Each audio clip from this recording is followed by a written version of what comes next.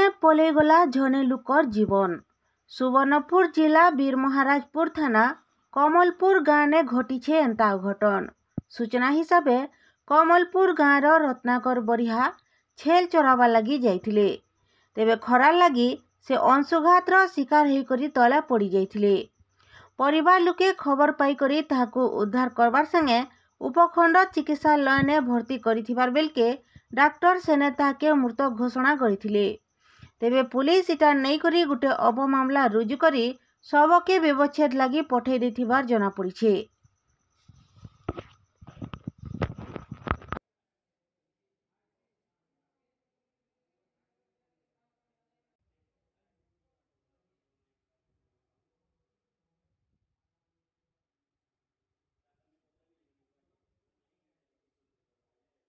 सुघात ने पलैगला झने लुकर जीवन।